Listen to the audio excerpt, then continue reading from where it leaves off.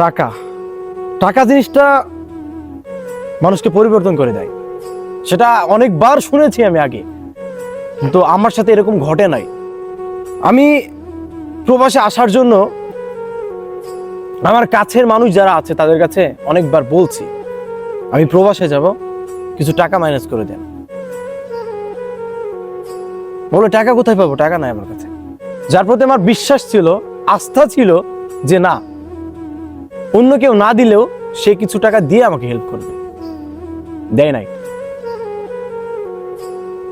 কাছের কয়েকটা ফ্রেন্ড ছিল যারা স্বাবলম্বী, তাদের কাছেও কিন্তু টাকার জন্য আমি গেছি, আমি বলেছি যে আমি প্রবাসে যাচ্ছি, অনেক টাকা লাগছে, আমাকে কিছু টাকা দে, দেয় নাই। আমি জানি না তারা কি কারণে দেয় নাই, তবে আমি কখনো নিরাশ হই নাই, আমি আমার দিক থেকে কখনো আপসেট হই নাই। আমি আমার মতো করে চেষ্টা করে গেছি। যখন দেখলাম কেউ দিল না, তখন কিন্তু কোনো না কোনো জায়গা থেকে আমি টাকা ম্যানেজ করছি। তবে আমার অনেক খারাপ লেগেছে এই জন্য যে আমার কাছের মানুষগুলো আমাকে একটু হেল্প করলো না। যাই হোক, আল্লাহর রহমতে আমি প্রবাসে আসছি, আমার স্যালারিও ভালো, আমি অনেক ভালো আছি। তবে দিন শেষে এতটুকুই বুঝলাম যে যারা আমার জন্য কিছু করলো না, তাদের জন্য আমার কোনো অভিযোগ নাই, তাদের উপরে কোনো রাগ নাই। কারণ সে দেবে কিনা দেবে না, সে আমাকে সাহায্য করবে কিনা করবে না, তার একান্ত ব্যক্তিগত ব্যাপার, এটা নিয়ে কিছু বলতে চায় না।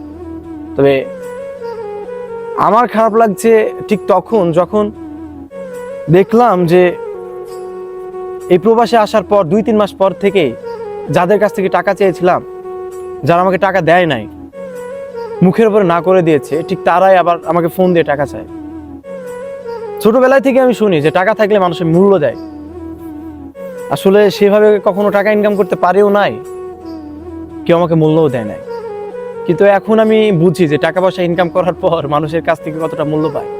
আমার কথা হচ্ছে ভাই, টাকায় কি সব? মানুষকে টাকা সব দিতে পারে? খুব খারাপ লেগেছে ভাই, যে মানুষগুলো আমাকে টাকা না দিয়ে দূরে সরে গিয়ে আবার টাকা চাচ্ছে না, তাদের উপরে কোনো রাগ নাই, কিন্তু তাদেরকে আমার চেনা হয়ে গেছে। তারা যে কেমন এটা আমি চিনে ফেলেছি। টাকার জন্য হলেও অ্যাটলিস্ট তাদের চিনতে পেরেছি।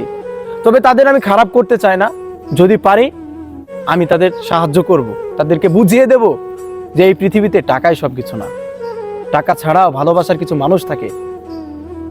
যাই হোক, আলহামদুলিল্লাহ অনেক ভালো আছি, সবাই দোয়া করবেন আমার জন্য, আর ভালো থাকবেন। আল্লাহ হাফিজ।